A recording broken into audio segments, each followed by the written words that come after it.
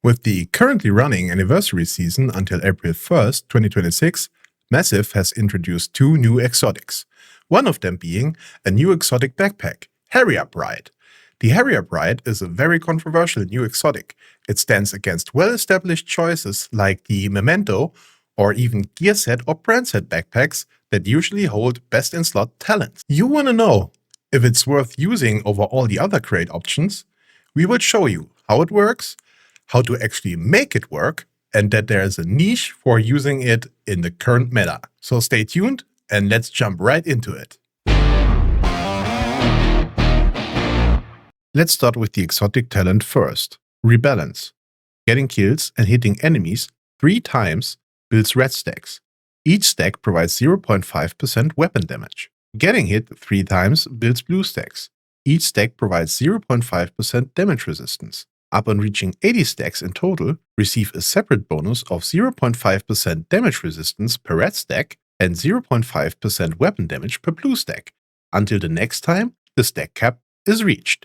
At first glance, this sounds kinda complicated, but it really isn't. Simply put, you get weapon damage by shooting or killing enemies, red stacks, and damage resistance by being hit, blue stacks. Reaching 80 stacks in total, so all red and blue stacks combined, these stacks get rebalanced. For every red stack, you get damage resistance, and for each blue stack, weapon damage.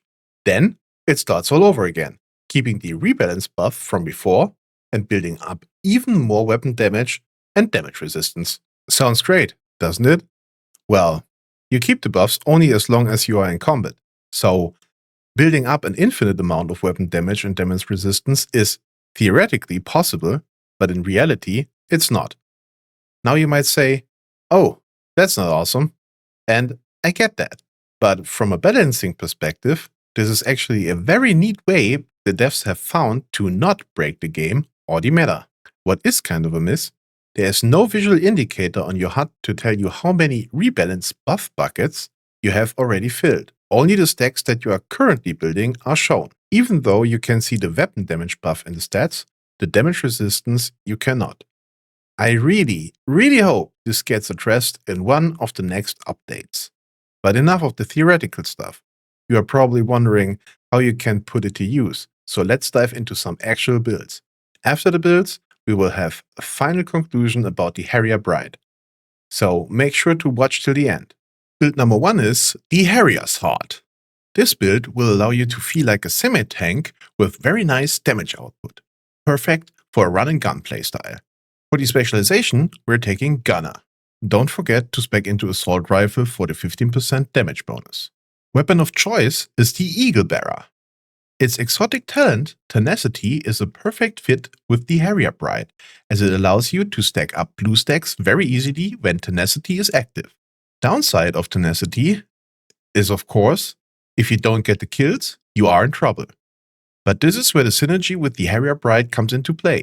For every blue stack, you get 0.5 damage resistance that helps you mitigate the incoming damage. We are pairing this with 4 pieces of the Heartbreaker gear set to become even tankier, using the mask, chest, gloves, and knee pads.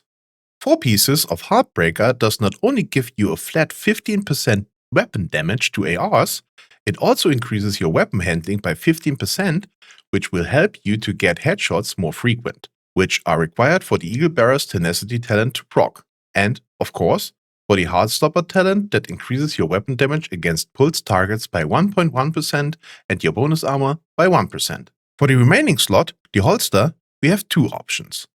First, being the United Alloys Silver Holster.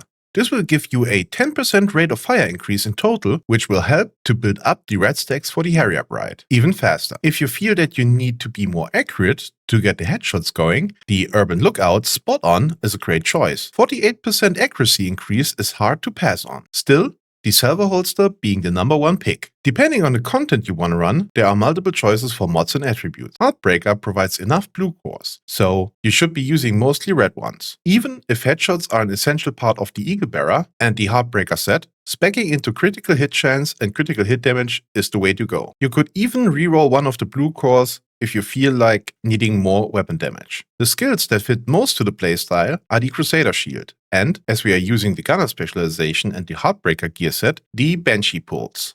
A build guide without a striker build would be like a pepperoni pizza without, well, pepperoni.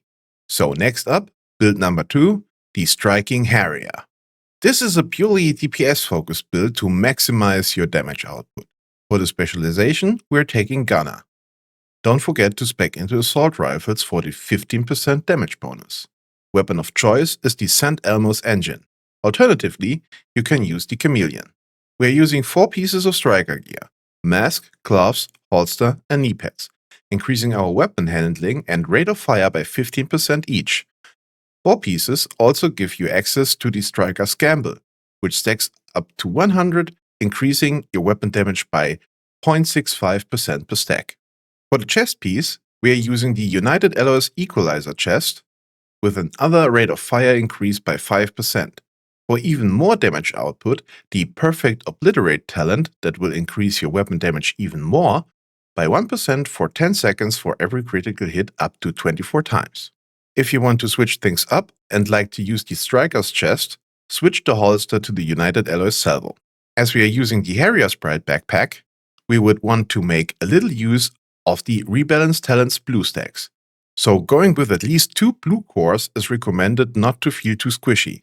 I recalibrated Striker's holster for that, but you can feel free to play around. Mods and attributes are as needed, but as we really want to make the most of our damage output, speccing into critical hit chance and critical hit damage is the best way to go. For higher level content, you can also put in 1 or 2 resistance mods, but that should not be necessary because with this build, most of the damage resistance will come from the Harrier Pride backpack. Nevertheless, we want as much survivability as possible.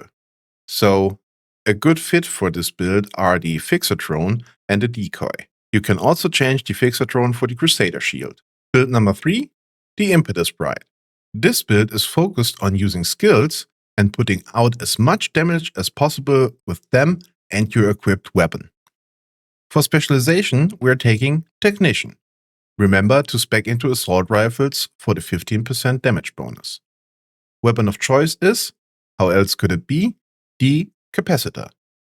Its exotic talent, Capacitance, increases your weapon damage by 7.5% for each yellow core. It also increases your skill damage by 1.5%.